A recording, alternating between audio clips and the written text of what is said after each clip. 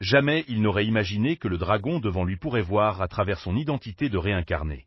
Mais ce qui l'a encore plus surpris, c'est que l'autre partie voulait vivre toute sa vie à ses côtés et a demandé spontanément à devenir son chargeur de magie. Une fois le dragon entré dans son corps, le protagoniste a senti que sa magie devenait infinie et qu'il pouvait même absorber la magie des autres pour sa propre puissance. Dès lors, il a commencé une aventure au-delà de toute attente. C'est alors, tout récemment, que la princesse du royaume, ayant appris que le héros avait vaincu deux créatures magiques de haut niveau facilement, l'a immédiatement anobli en tant que baron et lui a offert un grimoire de magie avancée du trésor royal. Car ce genre de talent exceptionnel, qui n'apparaît qu'une fois par siècle, devait être gardé sous le contrôle étroit de la royauté. Si le héros n'était pas encore si jeune, la princesse aurait même voulu l'épouser. Et cette nouvelle s'est rapidement répandue aux oreilles du grand frère du héros. Le grand frère était très en colère, car il ne s'attendait pas à ce que son plus jeune frère, pour lequel il n'avait que du dédain, ait déjà attiré elle. Attention de la princesse. Comment pourrait-il rester digne en tant qu'héritier? En pensant à tout cela, l'aîné a immédiatement voulu prouver sa valeur. Le lendemain matin, le protagoniste prenait son petit déjeuner dehors comme d'habitude avec deux filles. Leur beauté a instantanément attiré une foule de passants curieux.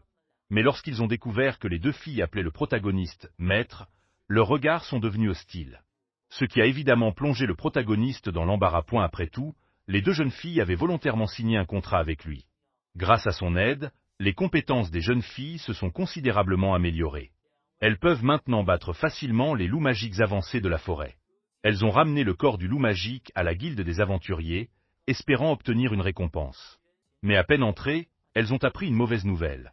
Le grand frère du protagoniste avait imprudemment levé le sceau du dragon magique dans la forêt, en pensant insulter le protagoniste. Le chef de la guilde lui a donné un coup surprise par derrière.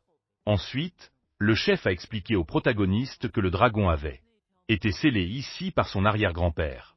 C'est pour cette raison que leur famille a été anoblie. Maintenant que le sceau du dragon venait d'être levé, il est extrêmement faible. C'est le moment idéal pour le sceller à nouveau. Mais de nombreux descendants des dragons maléfiques nous bloquent le chemin. Si nous ne les éliminons pas rapidement, quand le dragon maléfique retrouvera sa pleine puissance, toute la petite ville pourrait bien être réduite en ruine. En entendant cela, le protagoniste assure immédiatement que ce n'est pas un souci. Il s'élance avec deux jeunes filles pour attaquer les descendants du dragon maléfique. Il pensait pouvoir les vaincre facilement. Mais il ne s'attendait pas à ce qu'un simple son ennemi par l'adversaire puisse neutraliser son meilleur sort multiple. Voyant l'ennemi arriver juste devant lui, il n'a pas d'autre choix que de tenter le sort de téléportation que lui a enseigné son maître. À sa grande surprise, cela fonctionne et il les absorbe. Le chef de la guilde reste bouche bée. Mais ce n'est pas le moment de complimenter. Il rassemble rapidement les aventuriers pour commencer à sceller le dragon maléfique. À ce moment-là, le dragon maléfique commence à parler. Il demande au protagoniste qui il est vraiment. Comment un si petit corps peut-il contenir une force spirituelle si puissante? À ces mots, le protagoniste sentit soudain son cœur se serrer. Se pourrait-il que l'autre ait découvert son identité de réincarné? À cette pensée, le protagoniste voulut l'interroger sur la réincarnation. Mais avant qu'il ne puisse poser la question, le dragon magique avoua qu'il ne savait pas grand-chose non plus. Ce n'est qu'à ce moment-là que le protagoniste réalisa que l'autre pouvait en fait entendre ses pensées.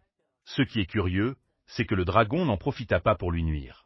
Il exprima même le désir de rester aux côtés du protagoniste, pour voir quelles aventures amusantes sa vie pourrait réserver. Ne ressentant aucune hostilité de l'autre, le protagoniste accepta rapidement. Voyant cela, le dragon magique se transforma en une énergie qui entra dans le corps du protagoniste. Immédiatement, le protagoniste sentit une force envahir son âme et son corps en vitesse. Il essaya un projectile magique. Il ne savait pas, mais il semblait que le protagoniste pouvait à l'origine lancer 5 projectiles à la fois. Maintenant, leur nombre avait triplé.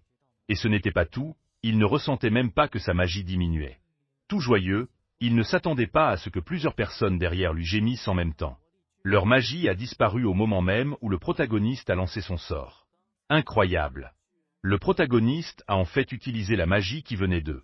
Étant donné que les deux jeunes femmes sont ses familiers, elles n'ont pas été affectées. Le protagoniste se sent très coupable.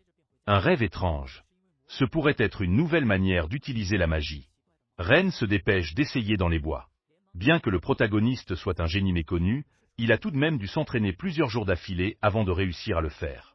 Enfin, un après-midi, 3 jours plus tard, il a invoqué un jeune dragon à partir du cercle magique. La princesse a vu cela par hasard. Elle était très étonnée. C'était la première fois qu'elle voyait de la magie sacrée en action.